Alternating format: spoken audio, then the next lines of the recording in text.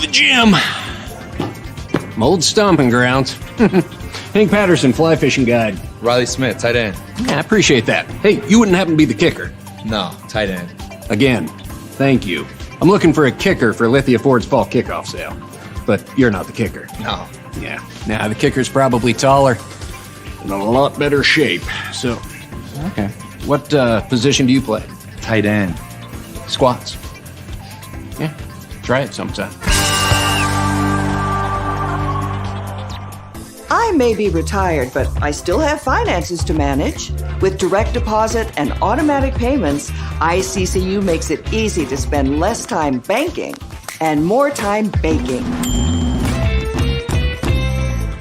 RowPaint.com, the official paint and coatings company of Boise State Athletics, is going all in this season with an all-star lineup. First up, he led the Broncos to 3 conference championships and 10 20-win seasons. It's Coach Leon Rice. Next, he's the founder and CEO of RowPaint.com. He played a little basketball in high school on the driveway with his mom. It's Andy Rowe.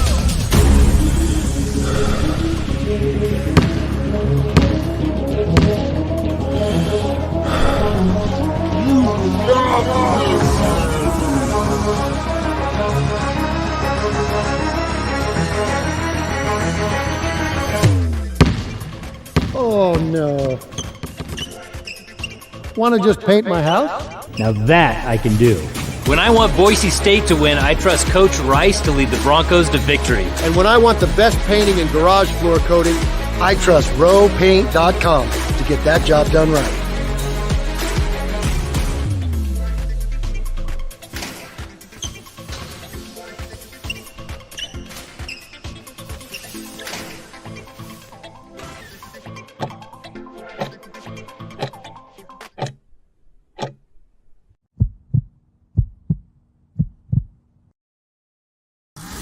This is Bronco Nation News Live.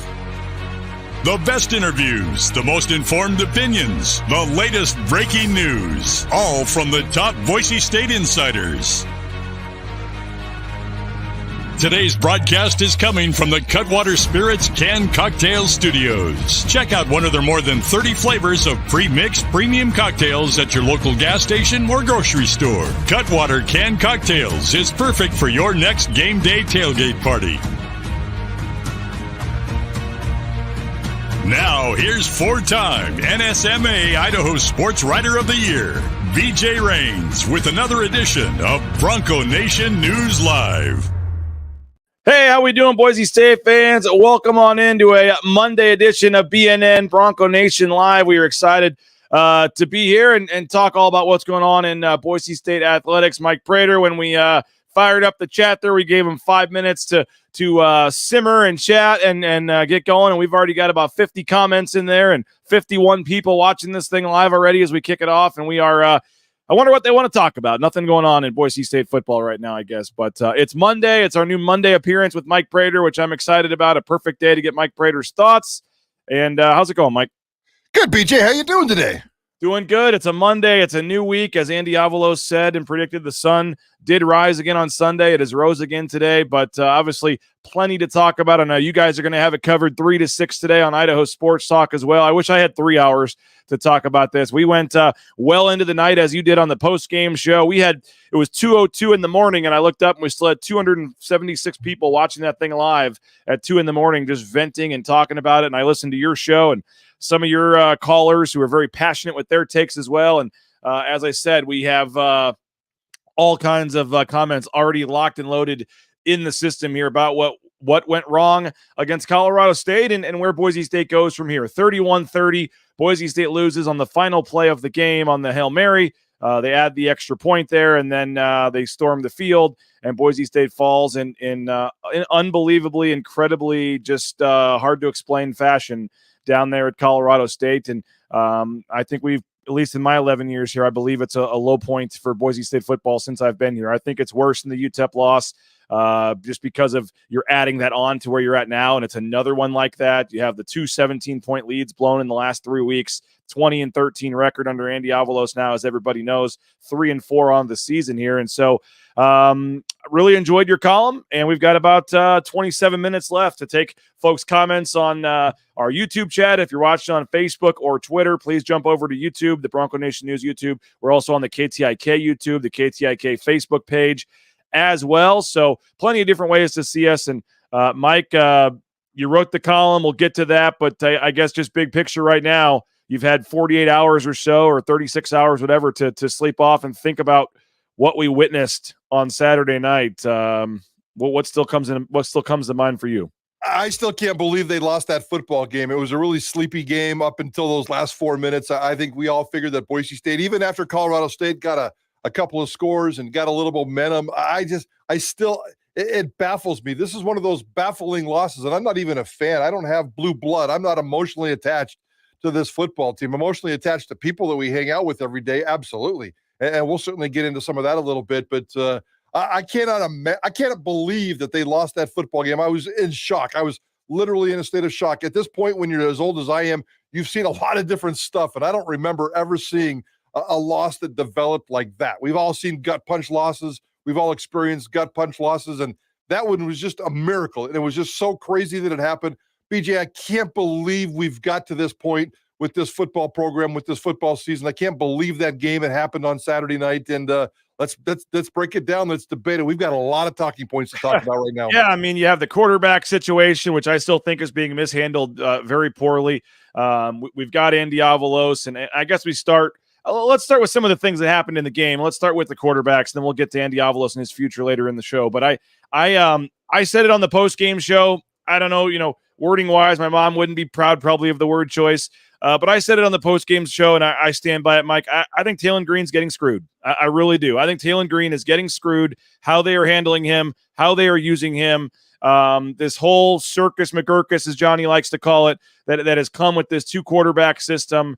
I just don't understand it. I know Maddox Madsen at times, I guess, can do some things in the passing game, but I just don't think he is as much of a passer better than Talon Green, that it's worth not using Talon Green's legs and some of the other things that Talon Green can do with his game to say that Talon Green is your starter and the quote focal point of your offense on Monday. And then in the second half, when you have a lead and you're trying to, run out the clock essentially in the third and fourth quarters with running game and controlling the clock to use your non-running quarterback, Talon Green, Jay may have the final snaps count posted. I haven't seen it yet, but I'm pretty sure Maddox Madsen played more snaps than Talon Green in that game. And if he didn't, it was very, very close, because pretty much in the second half, it was entirely Maddox Madsen. Then for some weird reason in the final drive, they try to bring Talon back in, which that running play worked, if not for the hold, and that would have sealed the game when they brought him in. He ran for like 30 yards there on that second down.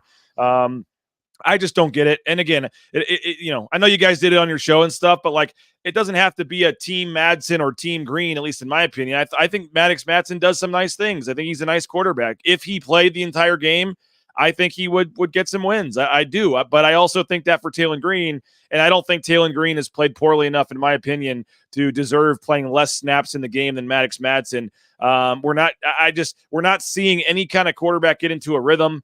They're just going back and forth in the middle of drives. Twice in that game, Mike Prater, we had a quarterback come in like in the middle of a drive and throw an interception on his first play. Both quarterbacks did that, and Taylor Green's pass wasn't a bad pass. It was tipped and then intercepted, but Maddox Madsen, who is supposedly the better passer, came in off the sideline and threw it into triple coverage and got intercepted in a bad spot there down by the end zone. So I like Maddox Madsen. I have no problem if you want to give him the third series and then occasionally bring him in for a play here and there. I have not seen enough from Maddox Madsen to think he deserves to play more snaps in a game than Taylor Green yet, in my opinion.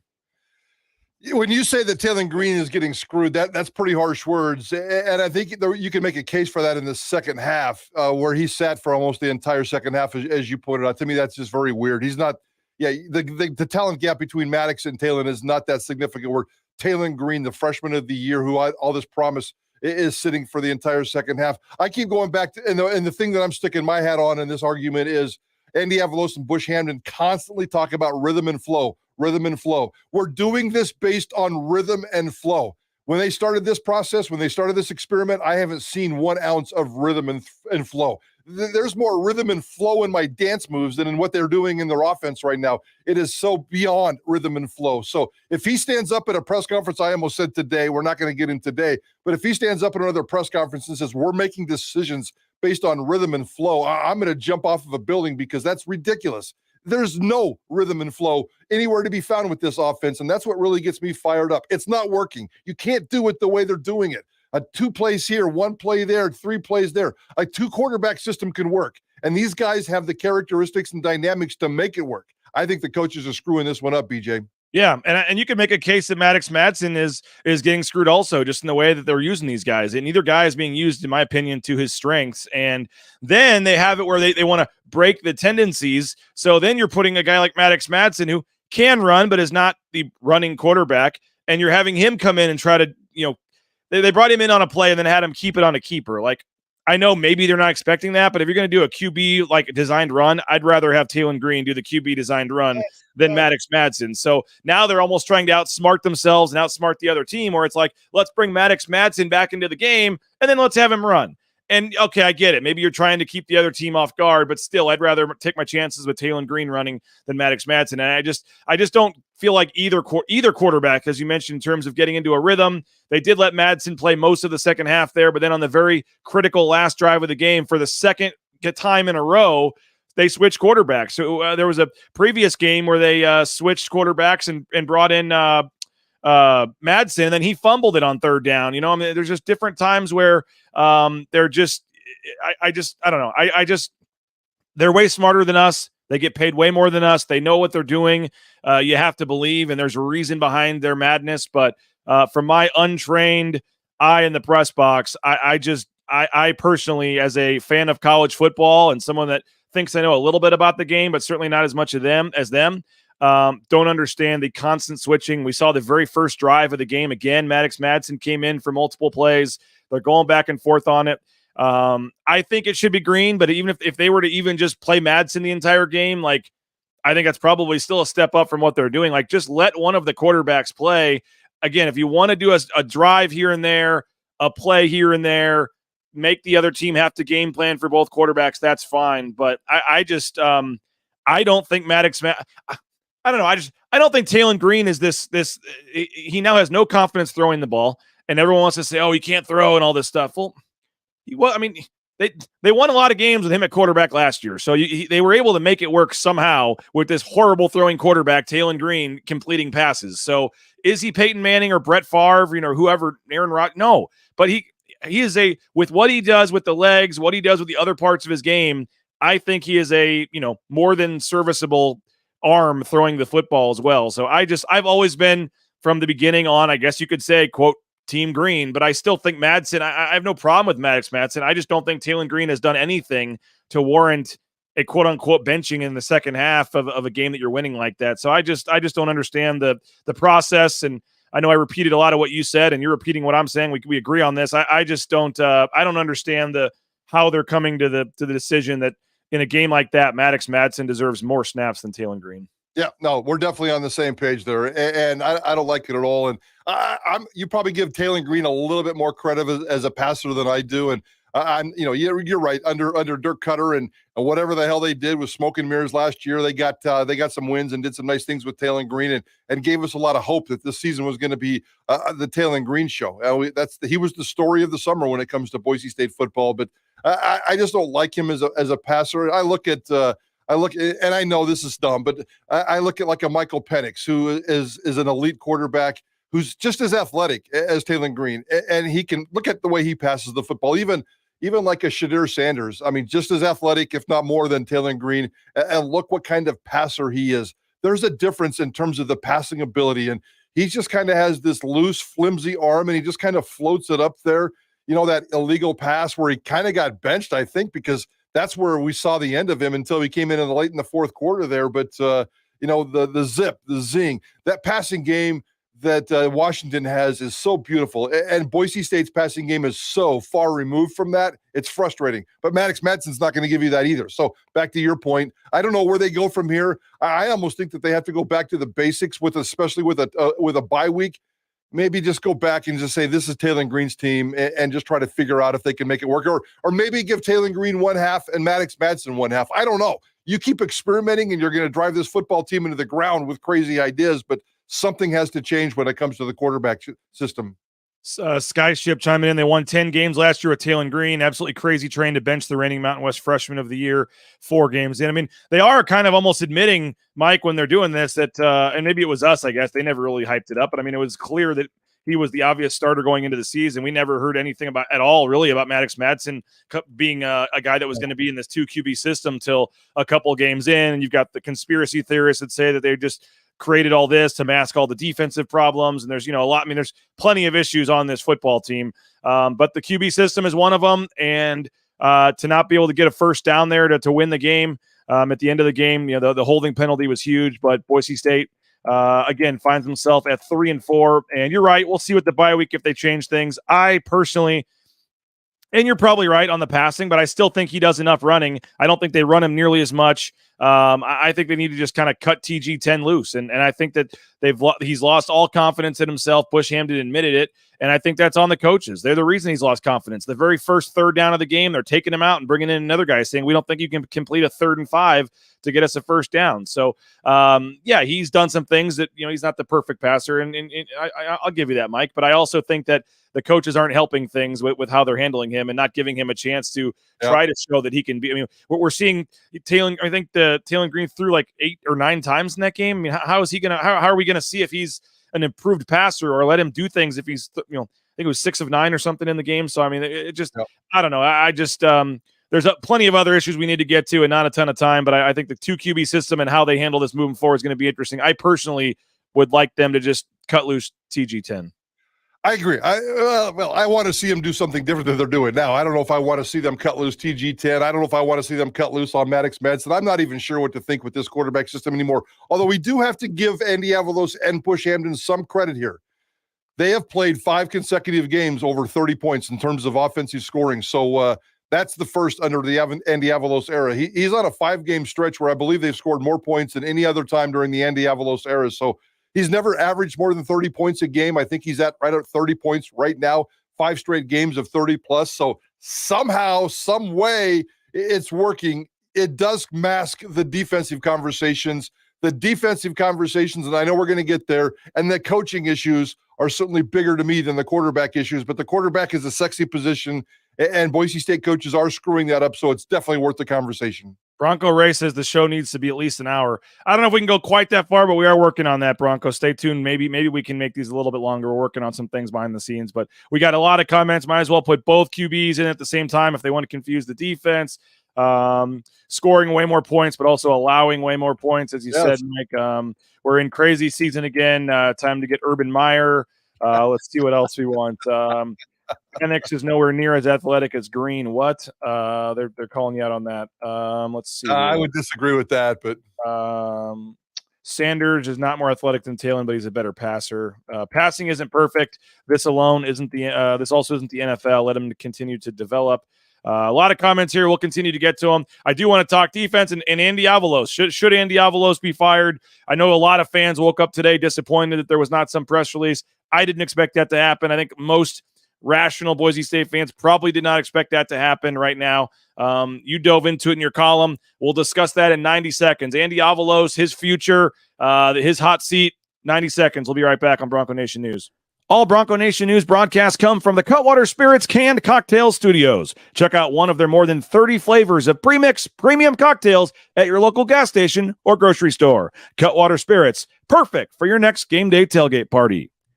Our title sponsor is rowpaint.com. For all your commercial, industrial, residential painting needs, check out rowpaint.com. Don't forget about their concrete coatings. Transform that ugly concrete slab on your back patio in your garage in just one day. Contact rowpaint.com for a free estimate today. The official paint and coatings company of Boise State Athletics and our title sponsor at Bronco Nation News is rowpaint.com. Idaho Central Credit Union's been helping members achieve financial success for more than 80 years. There's an ICCU branch on almost every corner, but the closest is in your pocket with free eBranch mobile and online banking. See why more than 500,000 members love ICCU and join 1 in 4 Idahoans by making the switch today at ICCU.com.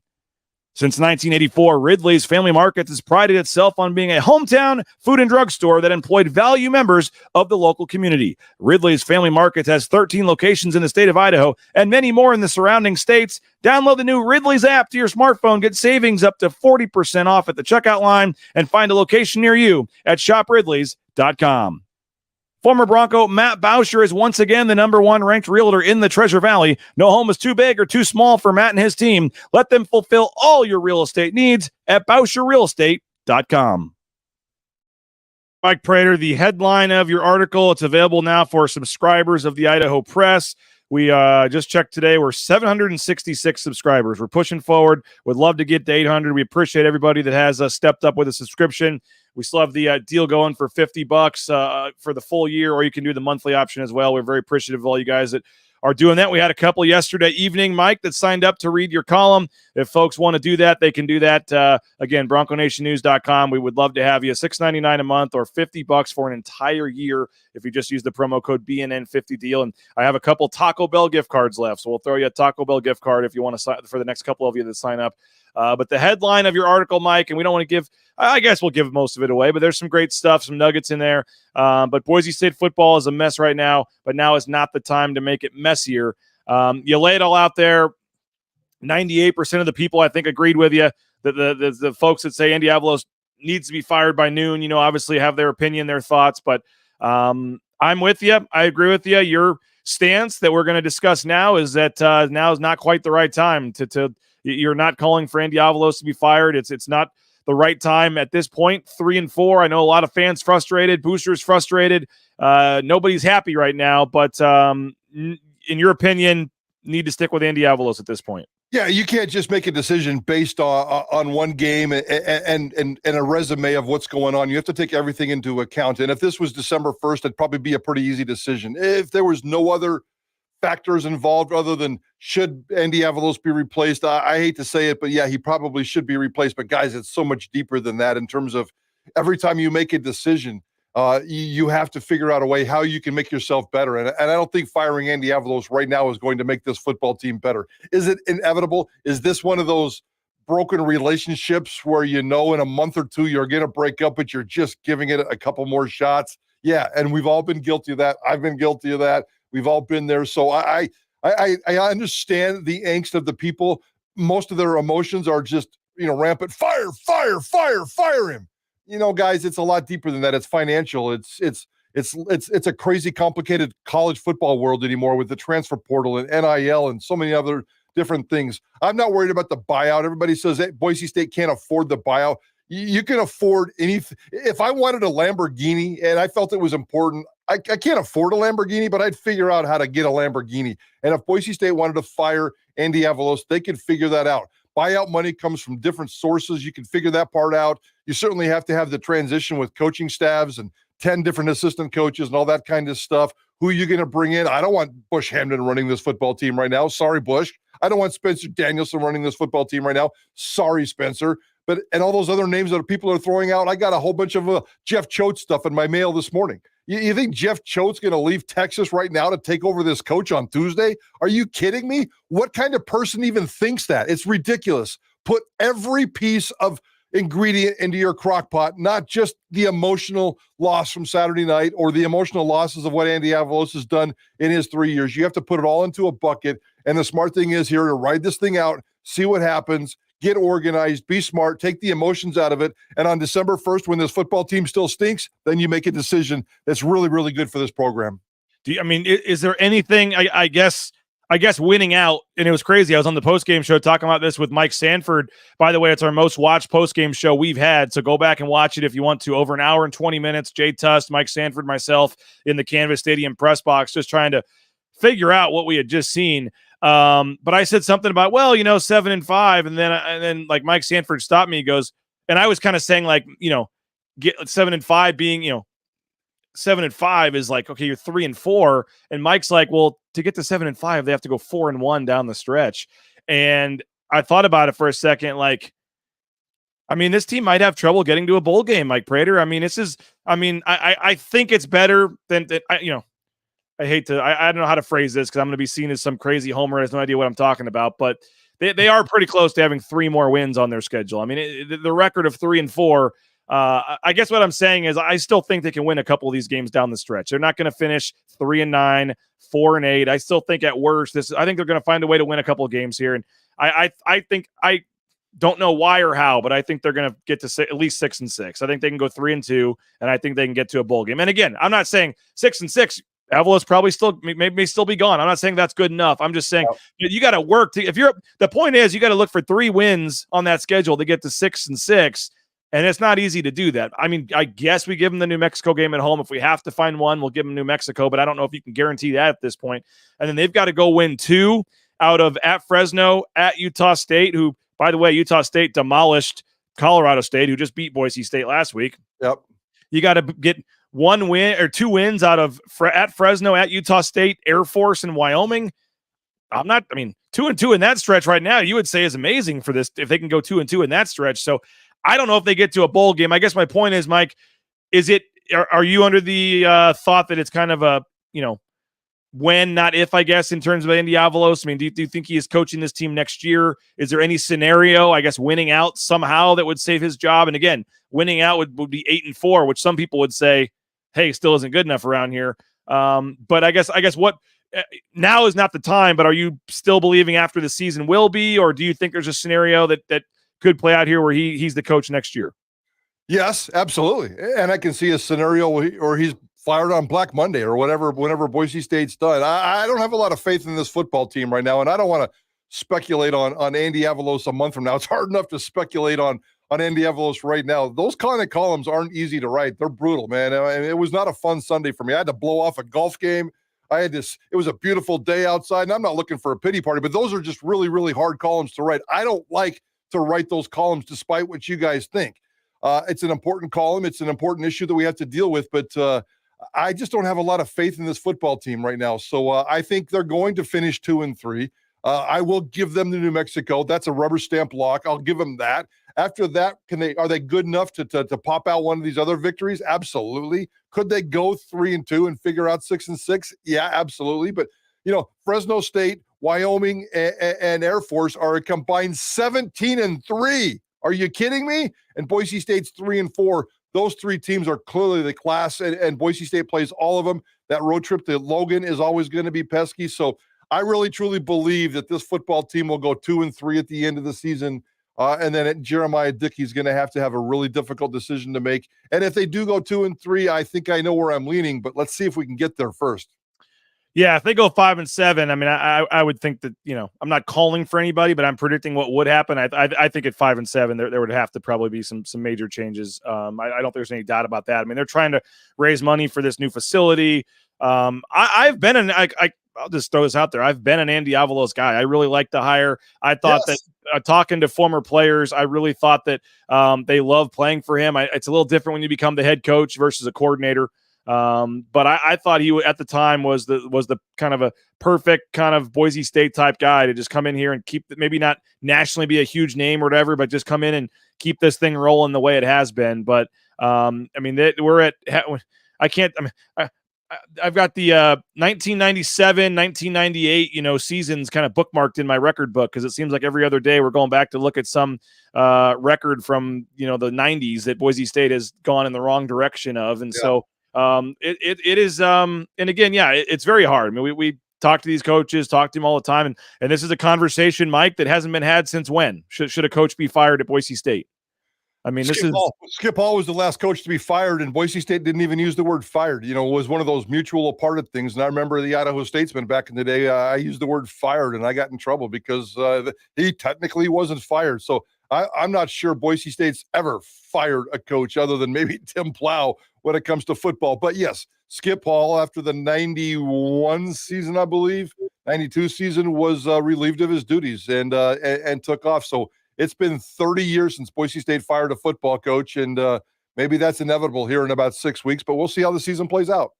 I'll tell you what, the rest of the Mountain West is loving this. I mean, Boise State has – you saw Colorado State. I mean, the article in the Denver Post, they were taking some shots. I mean, there's the other fan bases are loving the fact that this is a rare time where Boise State is down, and it kind of reminds me of the when Dion said, get us now because this is the lowest we're going to be. But you look at 1 year in a vacuum. I think the biggest thing, and we only got a couple minutes left here, Mike, but the biggest thing that I hear from fans, and I kind of understand, is it's one thing if it were a one season thing, but when you start adding in only having 10 players on the field at Air Force on against Air Force in a key fourth down, having two guys with the same number out there on a punt, some of the issues they've had with the clock management, and then the decision not to go for it against Memphis, and it just seems like a lot of this stuff is adding up. And then now the record is not there to even say, well, at least they're still winning. And so I will say they were a field goal away from beating UCF. They were a field goal away, blocked field goal away from beating Memphis. Like, it doesn't change anything, but this actual record of this team is very close to being a lot different. They're the same team, same coaches, and you are what your record says you are. But to be up the way they were, and to give up the onside kick not once but twice. The second one was a penalty, but they gave up two onside kicks in a row. It's just unfathomable. And then on the Hail Mary to bat it right into the guy like that. I mean, that was I just had a weird, sickening feeling it was going to happen too. I pulled out my camera for the last play and I hit record because I said, you know what, with the way this season's going, with the way this is going, I don't know if anybody else felt that way, but it just felt like the way the season's going, it was kind of the perfect way for that game to end, unfortunately. And now they have the bye week. I agree with you. I think Andy Avalos is at least here till the end of the season. At this point, I don't know really what, maybe you're trying to salvage a bowl, but it's going to be interesting next week, Mike, at Wyoming. I mean, you're going to have a decent crowd or here against Wyoming, and you're going to have a decent crowd. And I mean, and some fans where if it doesn't start off hot, I mean, are there going to be some boos? How does that impact the crowd reaction to Jeremiah Dickey's thinking on things? If there is booing, I don't know what's going to happen, but very interesting times ahead here in these next 5 games. We find out the Wyoming time today, right? I think we find out that game time today, and we can kind of lock in because I think that's a very, very, very important game for the Andy Avalos era for Boise State. I was shocked at the amount of people that showed up at the last home game. Boise State fans support, and I think that they'll show up, but maybe this is one of those moments where they make a statement. Maybe this is an FS2 game at 10 o'clock at night. I don't know. I have no idea where this game is going to end up. But if it gets a crappy assignment, and I can see Boise State fans not showing up, if the stadium is empty for the Wyoming game, and it won't be empty, but let's say 30-32, like a significant drop-off from a couple weeks ago, that's the stuff that's going to get Jeremiah Dickey fired up. Yeah, no doubt about it. And again, I know you said this on your post-game show, and fans don't want to hear it, but and I'll have to make some calls because maybe things are changing here. But as of a week ago, I mean, we heard Tommy Alquist. He was steadfast in his defense of Andy Avalos, which ticked some people off.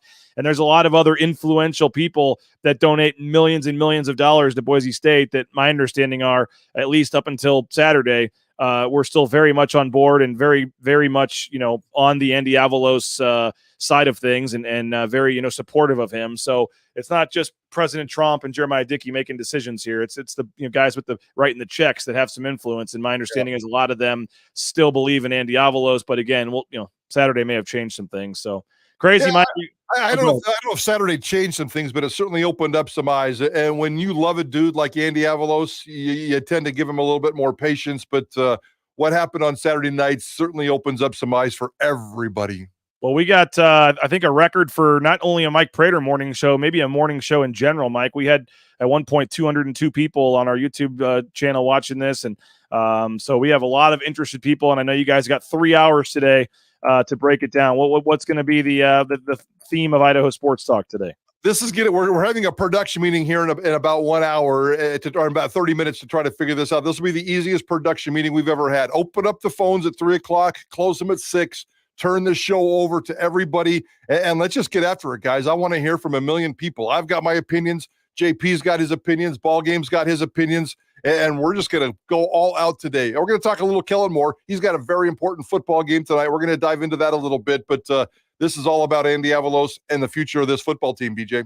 3 to 6 p.m. Go back and listen to their post-game show, by the way, as well. You can listen to that. I know Mike tweeted it out, I believe. You can find that online. But the 3 to 6 today, Bob, JP, Prater, Johnny, the whole gang, Idaho Sports Talk, Prater in the ball game. Make sure you listen to that, KTIK.com. You can also listen online using their app. Lots of different ways, but 95.3 FM, 1350 AM. I've got the app, Mike Prater. That's the easy way for me to do it here, and I can listen to that every day. The Prater in the Ball Game app on my phone. That's the easiest way. Folks can just listen to the shows later, so I highly recommend that for Prater in the Ball Games. Mike, we have such record viewership. I'm going to keep the show going for a few minutes. If folks want to tune out because you're gone, they can, but I'm going to read some of these comments and give some more thoughts on some things. But we appreciate you for jumping on, and those that want to stick around, we got some more time. We'll do that in 90 seconds here on Bronco Nation News. Bronco Nation News is sponsored by Tommy Alquist and Ball Ventures Alquist, Idaho's premier commercial real estate development company. BVA projects specialize in office, retail, flex, medical, and industrial spaces located at some of the most strategic and visible locations in the valley. Need a developer? Looking for new space? Think BVA. At BVA, we are Idaho's developer. The Nicolason family and SON management have proudly been operating Taco Bell restaurants in and around the Treasure Valley since 1969. One of the first to make a 7-figure donation to the Lyle Smith Society, they've also stepped up their support of Boise State athletics with the Taco Bell men's and women's basketball endowed scholarships. The Nicolason family and SON management have committed at least $310,000 by 2026. Get more information on their financial support of Boise State athletics and find information on applying to work at Taco Bell at TacoBellWorks.com. Lithia Ford of Boise is a proud supporter of Boise State Athletics and the official car and truck of the Broncos. Lithia Ford of Boise supports Bronco student athletes through NIL deals, including providing Ford vehicles to Taylon Green and Riley Smith from the football team and Paige Barsh from the volleyball team. Rain's family purchased our F-150 from Lithia Ford. Couldn't be happier with the purchase. Check out the all-electric F-150 Lightning or the electric Mustang Mach-E at Lithia Ford, and make sure to check out their full inventory of vehicles at LithiaFordBoise.com. The Blue and Orange Store is the perfect spot to get all your gear for your next Bronco game. The Blue and Orange Store has official Nike apparel, including jerseys, shirts, sweatshirts, jackets, hats, and more. Wear what the Broncos wear and get it at the Blue and Orange Store, the second floor of the Boise Town Square Mall, or get free shipping on a $40 order online at theblueandorangestore.com. All right, let's keep this rolling for a little bit for the diehards here that want to hang out and talk a little more Boise State football. Mike Prater only has 30 minutes. I got all day. So if you guys want to keep talking football, we can keep this thing rolling for a little while. 160 of you still wanting to watch this, so I appreciate you. Must be for my good looks. Was at the Adam Sandler concert last night, or I don't know if it's a concert or whatever you call it, a show. Phenomenal. Rob Schneider was the special surprise guest. He was great, but I saw Chris Atkinson, our friend from Atkinson Mirror and Glass, saw a couple of you guys out there. It was a lot of fun, man. Adam Sandler put on quite the show. It was like 2 hours straight. Adam was out there telling jokes and singing songs.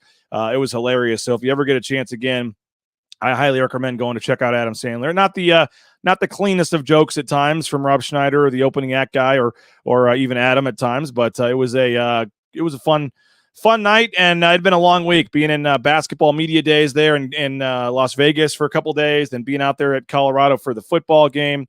It was a fun way to end it with my beautiful wife, Karen, and had a good time. Matt is asking about the 10-second runoff that never happened. There is some confusion there. I'm going to try to reach out to the coordinator of officials and ask today to get confirmation on that. But because the clock was stopped for the first down, I believe that's why it doesn't run. The clock was stopped already. They did not have to stop the clock because he went down. The clock was already stopped. I know the clock would have restarted momentarily, and maybe it already had, but I need to confirm on that. But I'm pretty sure that's why, because the clock was stopped at the time for the first down. That's why they might have done that way. So I'll check on that for you though. Let's see here. Did Prater babysit? No, we had a friend on my son's baseball team that helped us out. So up until the last 4 minutes, thought this was the best performance by the defense all season. I mean, yeah, they gave up 10 points. I agree, Ryan. I mean, they had played great. I mean, a shutout in the first half. You had the blocked kick on special teams as well right before halftime. I mean, there were a lot of things to be excited about for that defense to back up what they did against San Jose in the second half and to throw the shutout like that in the first half. I was very, very, very impressed with what I saw there from the defense in the first half. And even up until the end of the game, yeah, I mean, the onside kick was a bummer. The 2 long plays obviously were a bummer, and I really wish there was a weekly press conference with Andy Avalos today. I'm sure he's glad there's not, but I wish there was, because there's a lot of questions that we have to ask about. How does the 3 personal fouls equal offsetting? Yeah, that's another one I don't get. I understand, but I think something needs to be done. I mean, you could literally have the entire Colorado State team get personal fouls for getting in a fight with one player on Boise State's team. But if the one player on Boise State's team gets one, then nothing happens. Like, I didn't understand after all that how Colorado State had the ball still like the Boise State 30-yard line or whatever. Like, I think they scored on that drive. Like, or they were right down there about to score. I'm pretty sure they got points, and that was like all set up by all of that, and they get to just keep the ball right there on Boise State's side of the field. So I mean, it happens in the NFL. It happens in college. If you have penalties on both sides, they offset. And so that's just the way it works. Whether it's a 5-yard penalty or a 15-yard penalty, it doesn't matter. It's offsetting. If it's a 5-yard on one side, 15 on the other, I mean, that's just the way it is. And I don't understand it in this situation where one team gets 3 personal fouls. The coach is going crazy. The players are going crazy. And what it kind of says is, like, once you get one, and once you know they're going to get one, like, you can go crazy. Like, once the other team got one, like, you're good, because you could have 10 of your guys go out there and just start a brawl. And I guess in that case they'd be kicked out. But I mean, you could have, literally the way the rule is set up is you could have like 15 guys get personal fouls on Colorado State. And if one guy on Boise State gets one, it cancels, it equals out, and there's no difference. And that makes no sense to me. I mean, like I said, for all that to happen, 2 players on Colorado State to get one for shoving him to the ground like that, I thought that was a cheap shot. I thought 73, I think it was, should have been ejected.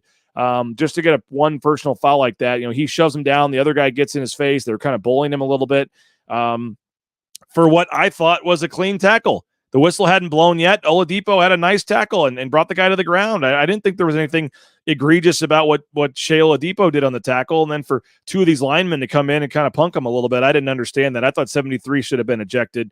And I have no idea why the rule is the way it is. So stop crying about the refs. I'm not blaming the refs for anything. It's not the refs' call. It's a standard college football rule. I know Mike Stanford had some things to say about the refs on the postgame show. I didn't think the refs were particularly good, but I didn't think they were particularly bad for either side. It was equal. I didn't think one team had way better officiating than the other. I just think in general, the college football rule where the penalties offset makes no sense to me. I just don't understand that. Let's see here. The clock had actually restarted before he went down. Okay, that's a good one. Patsy and Peter Olson will have to look into that. I was on the field already and don't know the exact things on that, but I will have to check on that with our rules official as well. 75 is what Mike is saying. It happened in the NFL yesterday as well. The refs don't want to do math, so that's why they cancel them out. Let's see here. Let's see. Probably thinks, let's see what we else, different stuff here. Oladipo didn't even get a foul. They gave it to Tubner for like a 2-finger shove, maybe a half a second late. That was kind of weak too for his set. Was that his first or his second? The second one that Tubner got to be ejected from the game. Like, Alexander Tubner is like the nicest guy, and he's the one, if you guys saw in the last game, like in San Diego, randomly didn't even know it was my kids, but he gave my kids his gloves after the game as he was walking around shaking hands with everybody. Like, Alexander Tubner is one of the nicest guys you're going to meet. He was defending his teammate, I believe, at the one point when he got the first one and kind of came in there.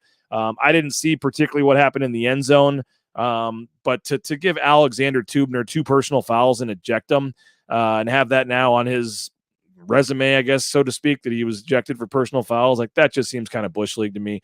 I don't think Alexander Tubner is a type of player that's doing stuff to get ejected. So I don't know. It is what it is. I just didn't think that was the second one. Like, if you know a player has a personal foul already, you can't be having a quick trigger like that on the second one. You got to make sure it's a legit personal foul to be ejecting a player, like that in a game when you only have 12 games on the season. So it is what it is. That was one thing that I didn't necessarily agree with, from that standpoint. How about the basketball team? Rick says, yeah, they had a scrimmage against Cal. I know there was a tweet out from somebody that Boise State won by 15. I've been working to confirm that. It's kind of a weird way they do the game. It's not a standard 40-minute game, and so there's some different things where they try some situations and things. So just because you see a score doesn't mean that it was a regular game. But I've heard very good things about the basketball team. They continue to play well. And they got a scrimmage against Weber State coming up as a private scrimmage, and then we'll get a chance to see them in action. I believe it's Tuesday, November 7th. They'll be in action, and there's a lot of excitement. We saw the Ken Pom rankings came out, their highest Ken Pom rankings starting point, I believe, since like 2014. They're in the 60s, I believe, to start with. Let's see what we have here in the stats I looked up. 63rd is where they're starting at, the highest ranking to start a season since the 2013-2014 season for the basketball team. So starting at 63rd, 8 of the last 9 years they have outperformed where the ranking that they started at. In the last 3 years, they've gone up 48, up 41, and up 45 spots. So the last 3 years, they've outperformed their Ken Pom ranking by 40 plus spots. And so Ken Pom undervaluing them a little early in the season again, and they're starting at 63. And if they were to get up to 40 spots, they'd be in the 20s there at Ken Pom by the end of the season. They are going to have a nice schedule, which should help from that standpoint in terms of the computer rankings later in the season. Can we just stop with the Brian Harsin? Can we stop with the Dirk Cutter? Can we stop with the Chris Peterson? Like, if you want Andy Avalos to be fired, I'm not going to get on you for that. I don't believe that should quite happen yet, but I think last night's game may have put in motion, what could happen at the end of the season now with what their record is probably going to be. But Brian Harsin is not coming back to coach Boise State. Dirk Cutter, as much as he enjoys the analyst thing where he comes in on a weekend and does a game or whatever, he also enjoys playing golf, drinking Coors Light, and he wants nothing to do with recruiting, nothing to do with this mess right now. Dirk Cutter is not coming back. Can we please just stop with that? I woke up and first thing I saw on Facebook was a picture of Dirk Cutter and somebody saying it's time, Bronco Nation. Well, no, it's not. It's not time. Dirk Cutter is not coming back. Brian Harsin has $30 million in his bank account or whatever it is from Auburn. He's watching his kid play high school football.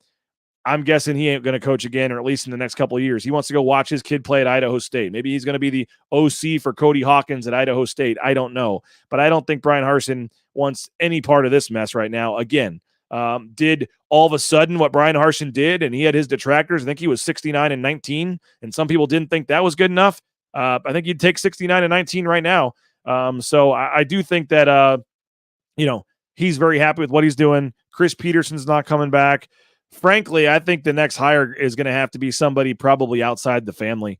I don't know exactly who that is at this point. But I think outside that tree of Boise State, coaches may have to be, and maybe you start looking at the Baylor tree, the Houston tree, as a Tom Herman. I think Jeremiah Dickey was on the search committee that hired Tom Herman at Houston. He's an OC somewhere, I believe. People like that is probably the direction that you have to go. I don't think I think the next hire probably is going to have to be from outside the Boise State tree. And let's be honest, Jeremiah Dickey's from outside that tree as well. I just got here a couple years ago, and he's got plenty of connections, but I don't think we've reached that point yet. I get it. Everybody wants to speculate who the next head coach is going to be, all that kind of stuff.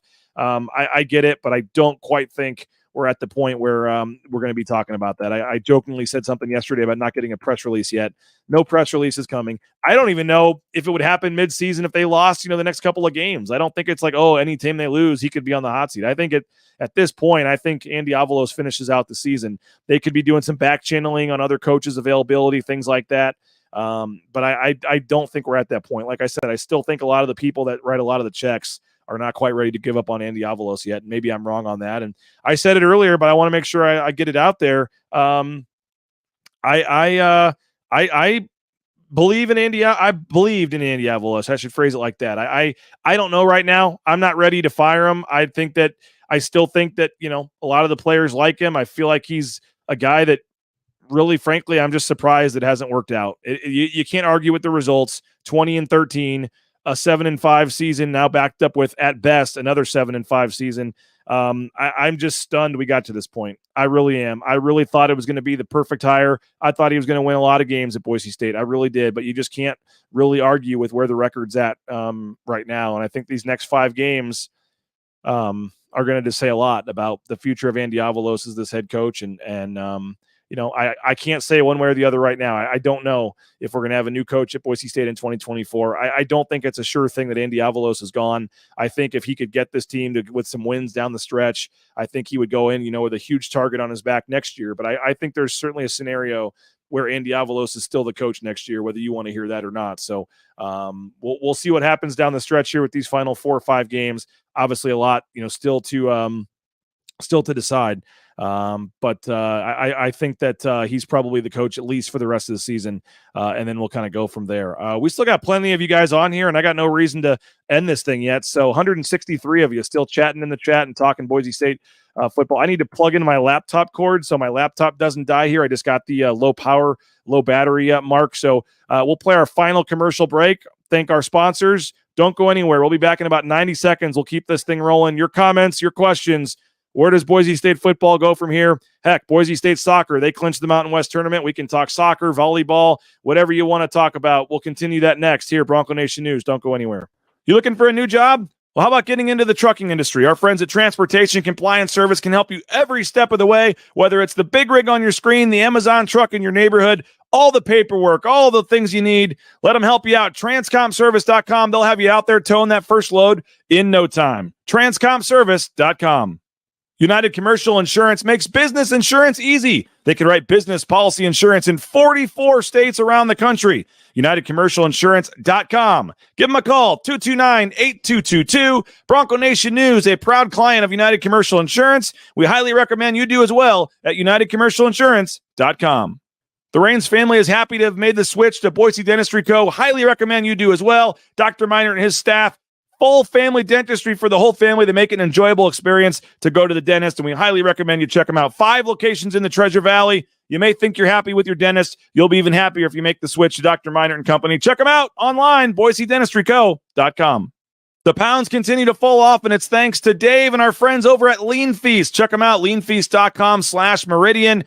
Full customizable meal prep. You want to go into the store, pick out your meals individually. That's great. It's right there on Eagle Road in Meridian. Or you can do it all online at leanfeast.com/Meridian, and they'll deliver it to you. 208-487-5782. They're feeding the football team, the basketball team, Taylon Green, Ashton Genty, Tyson Degenhart, and more. Check them out. Lean Feast, leanfeast.com/Meridian. Still time to get that fall round of golf in, and you need to do it at Timberstone Golf Course out in Caldwell. Book a tee time at playtimberstone.com. The best greens in the valley, new technology, new golf carts, friendly environment, fun, challenging course. Check them out, Timberstone Golf Course. Book your tee time today, and I'll see you out there. PlayTimberstone.com. Yeah, may see me on Friday. Going to try to sneak in one more round with some friends on Friday with the bye week. No interviews or anything. No travel this weekend, so may try to get out to Timberstone Golf Course. Supposed to be in the 70s this week. Enjoy this weather while you can. I love fall weather, and it is beautiful this week here in Boise, so make sure you check that out. Grant says, I think Spencer Danielson should have a hotter seat.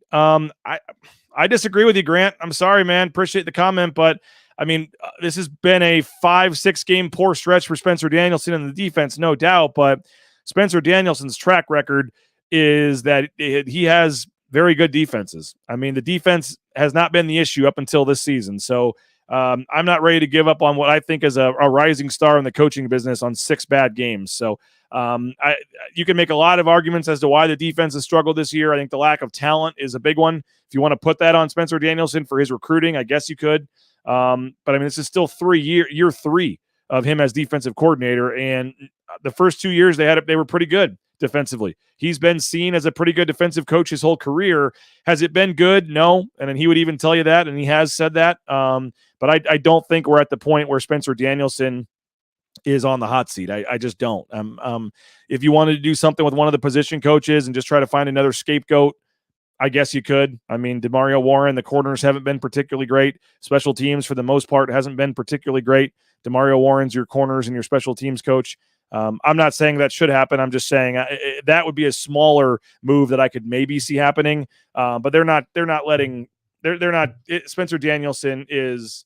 You can't make a decision like that, a rational decision based on 6 games, when he's probably going to be a head coach someday. And I think that the players love playing for Spencer Danielson. I think they absolutely love him. I do think I disagree with Mike Prater. If you needed an interim coach, I think Spencer Danielson would be a perfect choice. The players love him, would rally around him. And I think Spencer Danielson, I still believe, got a very bright future in this game. I'm not ready to give up on him on half a season of the defense struggling. James, you're asking about my favorite lunch spot. I got to go Lean Feast, right? They're one of the sponsors, or Taco Bell. Go get some Taco Bell for lunch. Would love to, give these gift cards away. I got a couple gift cards left. Sign up for a $50 subscription today, and we'll give you a $20 gift card to Taco Bell. I mean, that's literally a $30 net difference in your subscription price. So we're trying to get to 800 subscribers by the end of the year. We need 34. So if you can help us out, we need 34 more subscribers to push us over 800 paying subscribers at BNN. I would love to have that done here in the next couple weeks or month if we could. So $50 using that promo code at the bottom of the screen, BNN50 deal. Sign up for a year subscription. Use the promo code BNN50 deal. I think it's coupon code is what the website calls it. And then we'll throw you a $20 gift card as well. And if you signed up in the last couple of days, send me an email. If you signed up in the last couple of days and you wanted the Taco Bell gift card, send me an email and I will get your address and send you the Taco Bell gift card. So we're looking forward to that. But I would say get out to Lean Feast in Meridian. Awesome spot to get a healthy lunch. That's probably where I'll be headed today. Or you can go to Taco Bell and get a great lunch there as well. So those are our 2 food sponsors, and I know it's a shameless plug for them, but that's probably what I would probably say. Let's see what else we got here. Surprisingly enough, if Andy Avalos makes it to next year and keeps the team together, I think this team will be conference champions. Adversity breeds champions. The team is so young. Totally agree with you on that. Let's see here. Defense is the problem. With 6 minutes to go in our secondary, I think we all did the math and went, dang, they could still beat us. Well, if that's the case, Daniel, and you did the math like that, I'm also wondering why they didn't go for 2. I mean, I'm sure that probably didn't even cross Andy Avalos' mind, but 19-20 was no different. 21-point lead obviously sends you into overtime. I'm sure they weren't thinking about that when they scored with 6 minutes left, but maybe they should have been. I mean, if they would have gone for 2, would any of us been like, well, really, going up 21 with 6 minutes left? Like, they're going to have a chance to come back? Like, I don't know what the chart says, but being up by 19 versus 20 with 6 minutes left doesn't do much for you. And it's easier in hindsight because I'll be honest with you, when it happened at the time and they kicked the extra point, I didn't go, oh, I wonder why they didn't go for 2 to make it 21. Like, there's 6 minutes left in the game. The game was pretty much over. I don't think any of us were thinking about that, so it's hard to criticize the coaches for that part of it. But with that said, looking back at it, the chart probably says to go for 2 there. I'm guessing Andy Avalos didn't even think about it, and I really can't blame him too much because, like I said, I wasn't thinking about it either. But they should have somebody on that staff, and they really should be thinking about it, and it would have made a lot more sense to go for 2 on that 2-point conversion. And again, it's easy now to look back and criticize for him. I don't know if that's necessarily fair because I didn't bring it up at the time. But looking back at it in hindsight, they should have gone for 2, go up by 21, and then you're probably in overtime at that point. So we put on our reserves in the defensive line after we went ahead by 20. I don't know if that's necessarily the case. I'm going to go back today and watch the game again. But Andy mentioned that some of the players in the secondary got hurt, and that's why they were subbed out. So I don't know if the broadcast made a big deal about Boise State having all of its backup players in or something, but my understanding is at least on a couple of them in the secondary, his guys got banged up and they had to make some switches there. Or maybe that's what Andy Avalos is going to say because they brought in their bench players and then they blew the game, and now he's just going to say they pulled them because some of them were hurt. But they had most of the starters still in the game there at the end of the game. I'll have to go back and watch the game because I also want to do a snap count. I want to rewatch every play on the Maddox Madsen versus Taylor Green, run plays, pass plays. I got some stuff I want to do looking at that as well. 160 of you. I really appreciate it. Some of you are new. I'm not sure. I need to give a plug to our friends at Bronco Brew Coffee. Hopefully you guys have taken advantage of this deal. Bronco Brew Coffee. It's a officially licensed product through Boise State. They're an official partner. You heard Mike Sanford talking about it, but Bronco Brew Coffee is not roasted until you order it. And then like 24 hours later, they're shipping it to you. Anywhere in the United States, you can get coffee that was literally brewed like 3 or 4 days ago sent to you, and you can sign up for the weekly reoccurring thing. So every week you have fresh coffee. and it's specialty roasted coffee. It is very, very tasty and delicious and awesome, which is good enough in its own right. But the cool thing about Bronco Brew Coffee is a portion of the money goes to the NIL game at Boise State. I know Markel Reed is on there, Sam Winter, Kobe Young from the basketball team. There's a lot of softball and soccer players on there, which, to be honest with you, I would recommend those guys. Like the football and basketball players have some NIL opportunities. I say give the money to softball, soccer, some of the smaller sports, gymnastics. You go on the website, it's broncobrew.coffee is the website. Broncobrew.coffee is the website, and you can donate your money. They have the QB1 fund on there, which is just puts money into a general NIL fund that they can use to go get, and give it to a player at Boise State on the football team. QB1 fund probably means it's going to the quarterback. But you can certainly do that if you want to do that, but you also have the opportunity to choose your athlete. So more and more are signing up by the day. Boise State athletes can come on and be an ambassador, be a spokesperson, or whatever you want to call it, for Bronco Brew Coffee. Their photo, their information is on the website, and you can literally pick an athlete, and the money goes right towards them. So this week, we're actually going to have the gentleman that runs Bronco Brew Coffee come on for a couple of minutes and talk about it, I believe, on Wednesday or Thursday. But go on there, order some coffee, check it out. Delicious stuff.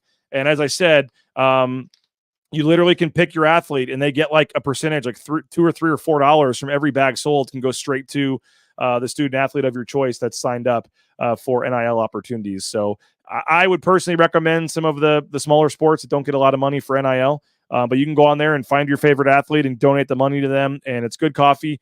And I think that it would be pretty cool. So hopefully you guys can check out Bronco Brew Coffee, go get some coffee, make their sponsorship worth it, and I think you will be pleasantly surprised. Very good coffee, and you're helping a good cause at the same time. It's a win-win for everybody. Let's continue to see here. Big Jinx as the my name now after the predictions. I have been pretty wrong in a lot of these games, folks. They were up double digits. I did think they'd win by double digits when it was 30-10. I was feeling pretty good because that's about what I saw coming. I thought Boise State was going to win that game rather easily. I was wrong, as all of you were. I've been wrong on almost every Boise State game this year. But Boise State, and if you want to jinx me for it, I guess. But yeah, I put out some stats that they had never lost to Colorado State. They were 19-1 in their last 20 Mountain West road games. A lot of stats, unfortunately, the last couple of years continue to be broken in not a good way, and trends and things. And that was another one we had to add to the list the other day. Let's see. Any word on what happened to the player at the kickoff that was injured? Didn't look good. I believe I saw that his mother got on his social media account and posted that he's doing better and was diagnosed with a concussion. So sounds like maybe only a concussion at this point, and certainly praying for that gentleman. That was a very scary incident, no doubt, and happy to see that he is looks like doing better and has avoided any serious health problems in what looked like a scary situation. So let's see. Missing Tubner. Reason for the first 10 points, penalty, then him missing in coverage, big gain to set up the field goal. Yeah, that was probably. And again, I already talked about it, but Alexander Tubner didn't deserve to be ejected from that game. 2 personal fouls, and I don't know. I just didn't understand why he had to be ejected from the game. Alexander Tubner is a really nice guy. I don't think he did anything, but I just didn't understand that. I mean, when you get one, that's fine. But if you're the referee, I mean, maybe you just forget and don't know about it. But when it's got the second one to eject a player's got to be a legit foul, and I didn't think it was. Let's see. Did I feel the guy even caught the ball at the end of the game? That's a good question. I mean, there was no replay that showed that for sure. I couldn't tell. I was on the field actually, but they weren't going to change it. Once they called it touchdown, it had to be indisputable to overturn, and I don't think there was an indisputable angle. So great play by that guy falling down, and Boise State needed to have a guy on the trail guy. I mean, you watch the play again. Colorado State has 3 receivers going in that direction, and then there's like 7 or 8 Boise State players in the area. And you've got to be, you got to be man to man on that, and then have the other guys all just clearing up space. And there had to be somebody on that trailer guy, and for him to be open like that, that's just malpractice on the coaching staff and whoever designs that play or how that works. Maybe one player and I don't want to single out any player. There was a player standing there. You can look at it and see if that was his fault or not, but I don't know if it was, so I'm not going to call him out. But there should not be any scenario where a Colorado State player is wide open in the end zone with a chance to catch the ball, whether it's on the tip or not. There should have been a player covering him from every direction. So I guarantee you they'll be talking about that on Ball Talk tonight. Mike Sanford and John Mallory. We had an awesome time with Mike Sanford, by the way. I got to give him another shout out. I got to crash at his house over the weekend, hang out with his family. Awesome wife, awesome kids. Really enjoyed my time there at the Sanford House in Colorado. So thanks again to Mike and Anne Marie and everybody for letting me hang. It was a fun time. And Jay Tuss even came and hung on Saturday night because we had early flights and it was a late morning. So Jay crashed on the couch for a couple hours, and then we left for the airport very early in the morning. So appreciate the Sanford family. We had fun there in Colorado, and the insight from Mike was great on the post-game show. And I can only imagine the kind of insight you're going to get tonight. 8 o'clock tonight, Mike Sanford, John Mallory, Ball Talk with Sanford and Johnny. All the things that went wrong with that Hail Mary, all the things that went wrong in the second half, all the discussion on the coaching staff and what needs to happen moving forward. Johnny and Mike will have you covered tonight, 8 o'clock, right here, wherever you're watching the show, whether it's on the YouTube channel, Facebook, or Twitter. We're trying to push people towards the YouTube. We have surpassed 3,400 YouTube subscribers.